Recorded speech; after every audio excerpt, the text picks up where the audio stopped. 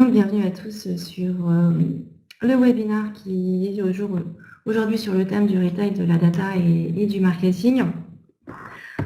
Donc, pour vous parler aujourd'hui, je vais vous expliquer un petit peu déjà qui est ITL et pourquoi on prend la parole sur ce thème aujourd'hui. On est une société qui existe depuis 1984. On a 3 métiers autour des fichiers, donc la location, le traitement et le data mining. Chez ITL, on aime bien jouer.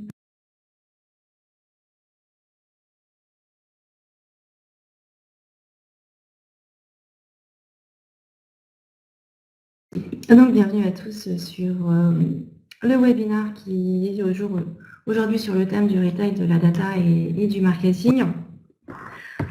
Donc, pour vous parler aujourd'hui, je vais vous expliquer un petit peu déjà qui est ITL et pourquoi on prend la parole sur ce thème aujourd'hui. On est une société qui existe depuis 1984. On a 3 métiers autour des fichiers, donc la location, le traitement et le data mining. Chez ITL, on aime bien jouer avec les données, mais ce n'est pas le hasard qui décide, même si on a ces visuels-là. Pour vous expliquer un petit peu plus la partie location, c'est vrai qu'on parle aussi des fois de courtage en base de données, donc on peut penser au financier de Wall Street. Il y a une autre image que j'aime bien, c'est celle de l'agence immobilière, puisque nous sommes aujourd'hui des intermédiaires entre des clients et entre des locataires, des clients et des propriétaires de bases de données. Donc c'est un peu ITL, Stéphane Plaza, même combat. On va mettre en relation les uns et les autres, sachant que la plupart de nos clients sont à la fois des propriétaires et des locataires de bases de données. Et puis ça nous arrive aussi de faire le gros œuvre, de tout recommencer à zéro, ou alors de faire l'architecte d'intérieur et des finitions, et là on est un peu plus Valérie Damido que Stéphane Plaza. L'objectif du webinaire, c'est d'illustrer, qui est illustré par cette image en fait, qui est prise rue Saint-Antoine, juste à côté de nos bureaux à Paris. Vous voyez qu'il y a différentes enseignes nationales. L'idée, c'est de dire que les clients de l'un ne sont pas forcément les clients de l'autre boutique. Donc, on pourrait imaginer des opérations croisées entre Comtesse du Barry et Nicolas, par exemple, pour faire venir les clients des uns dans la boutique d'à côté. Parce qu'on sait qu'il y a une forte affinité entre forcément le vin et la gastronomie. Ou par exemple, ces deux autres boutiques, l'une qui vend de la lingerie et l'autre du linge de maison, on pourrait imaginer des opérations de cross-marketing. Donc comment aujourd'hui on est arrivé jusque-là, sachant que ce qu'on a appelé chez ITL le co-shopping, c'est le but ultime. On a développé 4 étapes pour générer le trafic en point de vente et ou votre chiffre d'affaires à partir des bases de données. Et alors vous aurez la présentation qui sera téléchargeable à la fin du webinaire. Vous n'êtes pas obligé de tout noter tout de suite. Ce que je voulais aussi dire, c'est que je prendrai toutes les questions à la fin. Donc la première étape, c'est la préparation du fichier. Vous avez plusieurs fichiers qui sont à droite, à gauche. Souvent, dans les enseignes, il peut y avoir des fichiers clients qui sont dans le réseau, où vous avez les porteurs de cartes de fidélité d'un côté, les autres clients de l'autre, des prospects où vous avez uniquement la base email et elle est dans votre outil de routage email. Voilà, il y a des fichiers qui sont à gauche, à droite, au gré des différentes opérations que vous avez pu faire. Et au niveau des informations que vous avez récoltées sur ces clients et ces prospects, vous avez forcément des coordonnées, des adresses postales, des adresses email, un numéro de téléphone fixe, un numéro de téléphone mobile. Et vous avez aussi pu avoir d'autres informations comme la date de naissance ou l'âge, le statut familial, sans compter toutes les informations transactionnelles que vous avez forcément. Et vous avez récolté ces infos au gré d'enquêtes, de divers achats, etc. Sachez qu'on peut aussi retrouver des informations manquantes. Pour prendre le cas d'une base purement email, on peut faire du reverse appending. On peut rapprocher avec d'autres fichiers pour retrouver les canaux qui sont manquants pour optimiser les opérations de marketing direct. Donc pourquoi c'est important? Je vais vous expliquer après pourquoi c'est important d'avoir un fichier client unique et propre, mais ce qu'on fait comme opération sur les bases, c'est qu'on les rassemble, on déduplique, on nettoie, pour avoir un seul fichier qui rassemble les clients, les prospects, et qui est maintenu à jour. Donc il faut aussi que votre fichier il soit légal, c'est-à-dire que ce soit déclaré à la CNIL. À partir du moment où vous avez en général une carte de fidélité, voilà, une base de clients qui est déclarée à la CNIL, et souvent on enregistre la date de saisie du contact, voilà, il n'y a que des informations légales qui peuvent être dans un fichier. Ensuite, quand on parle d'adresse postale, il est important d'avoir des adresses qui soient restructurées et normalisées, ce qu'on appelle un traitement RNVP. Vous voyez qu'on va parler beaucoup d'adresse postale, mais parce qu'on peut faire beaucoup de choses grâce à l'adresse postale, et souvent c'est les informations qu'on a. Donc, à quoi ça sert d'avoir des fichiers qui sont traités RNVP? Ça sert à être la post ready si vous avez de l'utilisation du canal postal, et des fois ça peut faire baisser le tarif d'affranchissement. Ça vous permet de diminuer les litiges en SAV si vous avez de la vente à distance ou pour la distribution de courrier, parce que c'est toujours de l'argent perdu d'avoir un courrier qui n'arrive pas. Je vais d'abord passer sur... Ça va vous faire des études marketing. Grâce à l'adresse postale, on va voir qu'on peut faire du scoring et forcément du géomarketing quand on est dans le retail. Et ça peut vous permettre de générer des revenus supplémentaires. Alors, il faut savoir que sur l'adresse postale, on peut faire des traitements pour éliminer les personnes qui vont déménager, puisqu'il y a quand même 10% des Français qui déménagent chaque année. Et puis, il y a des nouvelles voies qui se créent, donc on va rapprocher avec les référentiels de la Poste pour avoir un fichier d'adresse propre et réel, et pas des adresses de blague où les gens rentrent n'importe quoi juste pour pouvoir s'inscrire. Donc pour revenir voilà, à la monétisation du fichier, voilà par exemple le fichier de levée. Alors, je suis désolée pour la prononciation, c'est peut-être pas tout à fait la bonne, mais vous voyez qu'on a un descriptif du fichier, c'est voilà, comment présenter le fichier sur notre catalogue, la consommation, la réaction et le mode d'achat qui sont relativement importants. Et par exemple, donc les fichiers d'acheteurs en boutique levée, on a pu louer ce fichier dans la presse généraliste, la presse économique, la presse patrimoniale, pour tout ce qui est gestion patrimoine. On a pu la louer pour des acteurs de la VPC mode haut de gamme, ou encore pour du linge de maison, de la gastronomie, voilà, des univers qui n'ont pas forcément à voir tout de suite avec l'IFI de luxe, mais par le comportement, on peut en déduire un certain nombre de choses qui permettent de chercher des annonceurs qui peuvent être rapprochés, qui peuvent être intéressés par des produits qu'on leur propose. Donc ça peut générer des revenus complémentaires. À quoi ça sert d'avoir... alors oui, aussi un autre exemple pardon, de fichier, c'est le fichier de fil d'art. Voilà, là, on le loue sur des loisirs créatifs non concurrents, dans la gastronomie, dans la phytothérapie. Évidemment, le but, c'est de louer à d'autres annonceurs qui sont dans le retail, dans d'autres enseignes. Mais aujourd'hui, on n'en est pas forcément là encore. Donc, on peut déjà monétiser son fichier par des annonceurs presse, des acteurs de la VPC, etc. La deuxième étape, c'est l'identification des clients. Donc, il y a une segmentation qui est classique de la vente à distance et le RFM, créance, fréquence, montant, jusque-là rien de révolutionnaire. Mais avec l'adresse postale, on peut rapprocher des données INSEE pour obtenir des informations sociodémographiques sur des statistiques. Donc, concrètement, voilà ce qu'on a fait sur un fichier. Alors, je sais que c'est écrit tout petit, hein, mais on a segmenté cette base d'un réseau d'agences, enfin de cette base client d'un réseau d'agences en 9 sous-segments en 9 segments et 52 sous-segments.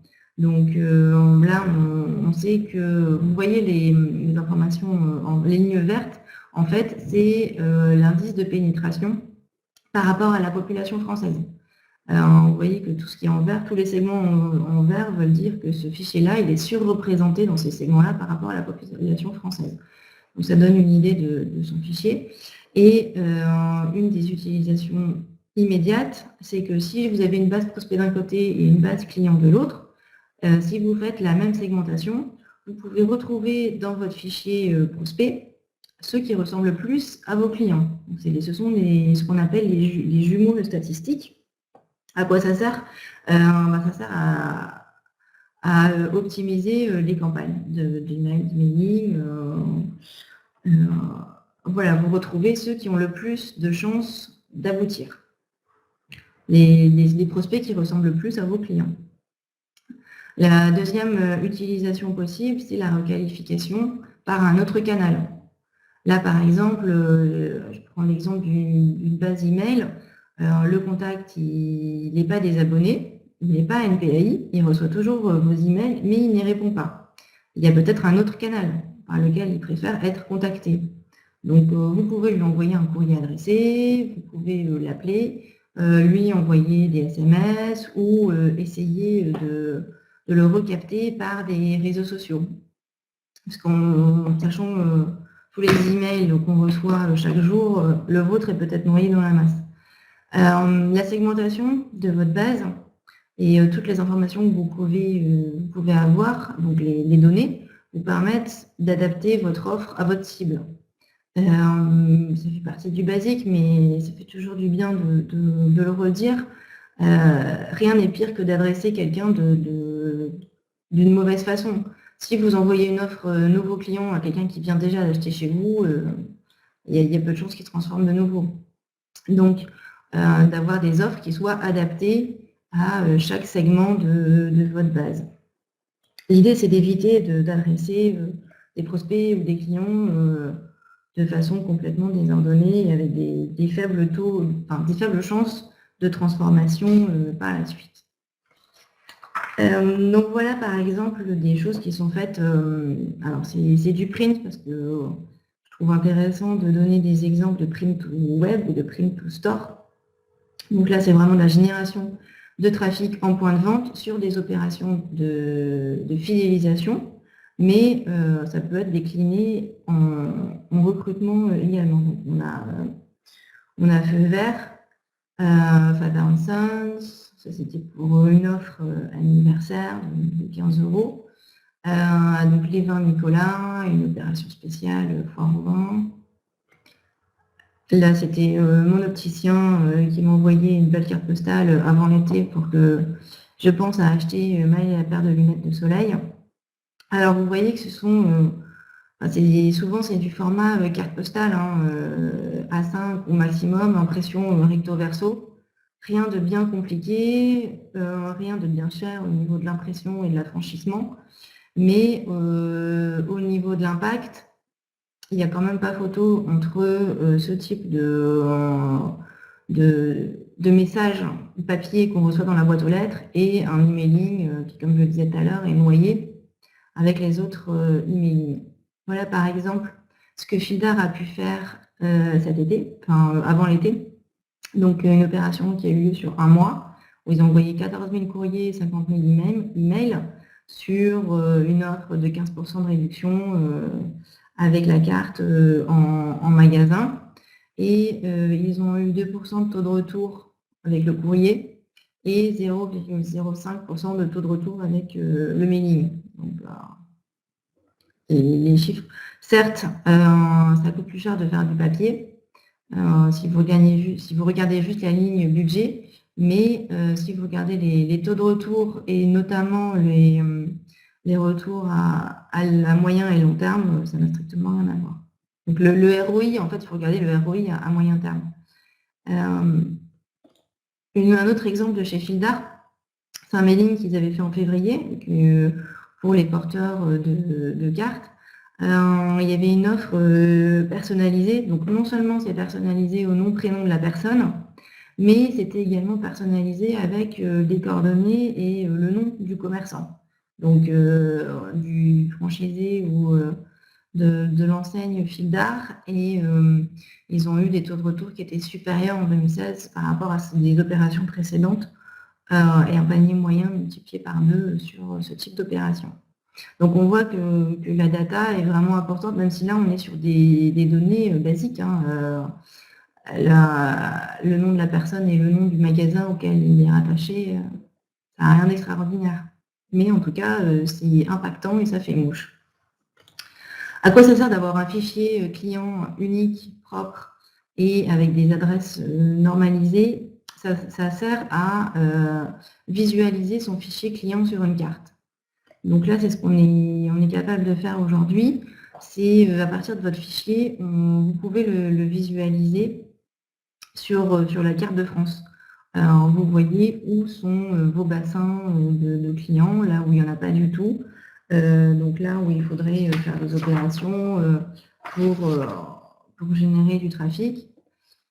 Donc en fait, c'est les données INSEE. Pour répondre à la question de Séverine, non, c'est pas gratuit. Enfin, disons que les données de l'INSEE, c'est de l'open data, mais il y a une licence. Et par contre, nous, c'est une prestation qu'on propose dans le cadre de notre offre, soit de monétisation de fichiers, quand on loue des fichiers, soit quand on fait des opérations de recrutement. Quand on fait un plan fichier, voilà, on peut regarder ce qui se passe dans le fichier client de notre client pour voir s'il n'y a pas des départements, des endroits où on pourrait aller. Donc vous voyez qu'il y a des petits carreaux. En fait, c'est la méthode du carroyage où l'INSEE a découpé la France en carreaux de 200 mètres sur 200 mètres. Et on estime que les personnes qui vivent dans le même carreau ont à peu près le mode de vie. Donc là, vous voyez la carte de Paris, où on a beaucoup de hauts revenus, etc.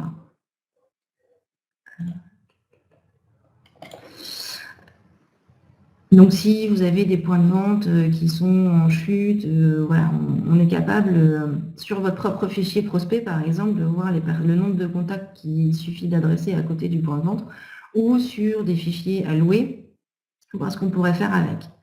Donc c'est mon troisième point pour augmenter le trafic en point de vente à partir de fichiers externes. On peut vous proposer voilà, la géolocalisation de fichiers tiers par rapport à votre propre point de vente. Donc, pourquoi faire appel à des fichiers externes? Parce que si vous faites toujours vos opérations sur vos propres bases, si vous faites du retargeting ou des réseaux sociaux, au bout d'un moment, vous tournez un petit peu en rond. Vous êtes toujours sur les mêmes bases finalement. Donc, il faut créer un appel d'air et c'est pour ça qu'il y a des bases externes. Parce qu'il y a plein de gens que vous ne touchez jamais, qui ne sont jamais touchés par vos messages finalement. Il y a des gens qui ne sont pas sur Facebook, il y a des gens qui ne reçoivent même pas des emails, voilà, et pourtant, ils seraient appétents à vos produits et ils sont dans votre zone de chalandise. Donc, il existe des fichiers qu'on peut géolocaliser grâce à l'adresse postale par rapport à un point de vente. Et en fait, ils sont aussi, on peut aussi les cibler par comportement. Si je prends l'exemple de la presse senior, j'ai les abonnés à Notre Temps, donc je sais que ce sont des seniors, je sais que je connais leur adresse postale, je peux les géolocaliser par rapport à un réseau qui fait de l'audition, des produits d'audition par exemple, d'autres produits pour les seniors. Si je prends notre fichier Blédina, donc les mamans qui sont inscrites au Blédi Club, j'ai leur adresse postale et je peux les géolocaliser par rapport à un réseau comme du pareil au même ou qui s'adresse à une cible de famille. Et tous les fichiers qu'on peut vous proposer sont aussi déclarés à la CNIL, sans doublon, sans MPAI pour des emails, sans PMD sur le postal. Voilà, ce sont des fichiers qui sont propres et prêts à être utilisés. Je dis ça par rapport à d'autres bases que vous pourriez collecter, dont on n'a pas forcément la traçabilité. Donc voilà rapidement notre offre sur différents univers. Donc, vous voyez qu'il y en a un petit peu pour tout. On n'a pas de méga base dans laquelle on viendrait piocher. Chez ITL, c'est vraiment des fichiers comportementaux qui sont tracés par rapport à un achat qui a été fait. Donc, c'est vraiment du comportement qui est avéré. Je donnerai un exemple tout à l'heure, mais on n'est pas sur du déclaratif et on n'est pas sur de l'appétence par rapport à un email qu'on aurait ouvert une fois sur une thématique X ou Y. Voilà, c'est vraiment un peu le label rouge des fichiers. Si je vous donne 2 exemples, par exemple sur le fichier Rotelec, donc ce sont des acheteurs de chauffage. Un chauffage qui est à 5 500 €. Je sais que l'âge moyen il est de 65 ans. Donc à partir de là, j'en déduis que les personnes sont, à partir de l'achat d'un chauffage, j'en déduis que les personnes sont dans une phase de rénovation de leur habitat, qu'elles sont propriétaires de leur habitat, parce que c'est rare qu'on achète un chauffage quand on est locataire. Et j'en déduis que ce sont des jeunes retraités, puisque ce sont des personnes qui ont à la fois du temps et des moyens pour améliorer leur habitat. J'ai aussi par exemple le fichier de la presse, Courrier Cadre. Je sais que ce sont donc les abonnés à Courrier Cadre. Ce sont des cadres dirigeants, donc j'en déduis un certain revenu, même s'il est écrit nulle part et si ce n'est pas en déclaratif. Et j'ai aussi forcément donc, leur adresse postale. Je peux leur proposer du service à la personne, par exemple. Donc sur les bases externes, donc ça c'est rapidement, faites attention à avec qui vous faites affaire. Donc on est bien sur de la location en B2C. On ne peut pas acheter des bases B2C. On peut acheter des bases B2B, mais pas B2C. Donc en B2C, on va toujours passer par un tiers de confiance. Sur le postal, on va livrer un routeur. Sur l'email, souvent c'est le propriétaire qui va router votre propre campagne sur ses adresses, ou des fois par un tiers de confiance, mais qui aura signé un engagement de confidentialité avec nous. Et sur le téléphone, voilà, aujourd'hui, il y a la liste d'opposition Blocktel. Donc, tous les fichiers qu'on loue sont expurgés des personnes qui sont inscrites à cette liste d'opposition. Donc, ITL, on est aussi partenaire de l'officiel de la franchise pour proposer nos offres aux franchiseurs. Et donc, le but ultime, c'est le co-shopping. Voilà, vous avez votre fichier qui a été nettoyé, etc., prêt à être commercialisé. Vous ne voulez peut-être pas forcément le commercialiser, mais en tout cas, vous êtes prêt à l'échanger avec une autre enseigne qui propose des produits complémentaires, mais non concurrents aux vôtres. Donc, on peut vous mettre en relation et on peut gérer tout ça. Et la clé, c'est vraiment la personnalisation de l'offre, du message à la cible, à la réaction de la cible et aussi au canal utilisé. Donc, je vais passer le message et du coup, je vais passer le petit film et du coup, voilà, si vous avez des questions, on a encore un petit peu de temps pour y répondre. Voilà, Quelque part en France, en plein mois d'octobre, il est 12h34 et Bernard déjeune. Comme tous les midis, il finit son repas avec un morceau de fromage. Ce fromage, Bernard l'apprécie tout particulièrement car il est artisanal. Il va l'acheter chez Jeannette et Fils, une fromagerie qui se trouve à quelques rues de chez lui. Jeannette et Fils, c'est une enseigne de fromagerie qui compte 125 magasins en France, plus de 480 variétés de fromage et 187 525 clients. Jeannette et Fils souhaiterait développer son portefeuille client. Non loin de là, chez Laurent. Une cave à vin qui fait partie d'une franchise de 180 cavistes en France, 650 références de vins spiritueux et 245 366 clients. Comme Jeannette et Fils, Laurent aimerait développer ses affaires et trouver de nouveaux clients, mais il ne sait pas comment faire. Jeannette et Fils et chez Laurent ont les mêmes besoins. Ils ont également un atout commun, malheureusement ils ne le savent pas, mais ITL le sait. Et cela s'appelle le co-shopping. Laissez-moi vous expliquer. Et si le client de Jeannette devenait aussi le client de Laurent, et vice-versa. Et ceci pour toutes les Jeannettes et tous les Laurents de France. Pour ce faire, Jeannette et Laurent vont confier à ITL leurs fichiers clients respectifs. ITL va choisir les adresses des clients de Laurent qui ne sont pas clients chez Jeannette mais qui ont le même profil, et vice-versa. Puis Jeannette et Laurent contacteront chacun de leur côté ces nouveaux prospects très ciblés qui achètent dans une boutique proche de la leur un produit complémentaire mais non concurrent. Pour la tranquillité des esprits, Jeannette n'aura pas accès aux adresses des clients de Laurent et vice-versa. Co-shopping d'ITL n'est pas un concept géomarketing de plus. Il s'agit de prospecter les personnes qui font déjà leurs achats dans les points de vente proches des vôtres. Désormais, Bernard, qui achetait son fromage chez Jeannette et Fils, l'accompagne avec du vin qu'il achète chez Laurent. Bien entendu, les clients de chez Laurent achètent désormais leur fromage chez Jeannette et Fils. ITL, numéro 1 en France de la location d'adresses, met aujourd'hui son expérience au service du commerce en réseau. Co-shopping, un nouveau service ITL.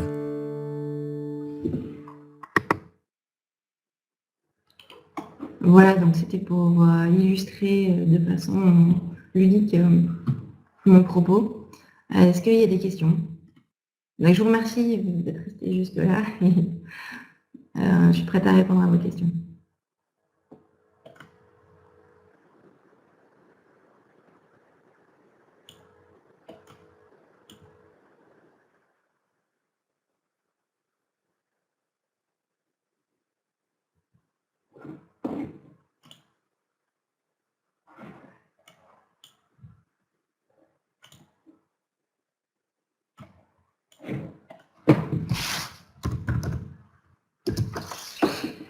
Bon, s'il n'y a pas de questions, on va en rester là. De toute façon, je vais mettre le support sur la plateforme Webikeo, donc vous pourrez la télécharger. Il y a mes coordonnées sur la dernière slide, que je n'ai pas montré, mais qui est là. Voilà, rapidement pour vous expliquer que on peut répondre à toutes les problématiques autour de la data pour proposer des data solutions. Non seulement ITL sur la partie data broking, data management et data mining, mais aussi notre filiale Click et Site, qui est une agence de data marketing. Et on a aussi une société de data software qui s'appelle Bafi. Voilà. Merci à tous et bonne fin de journée. Au revoir.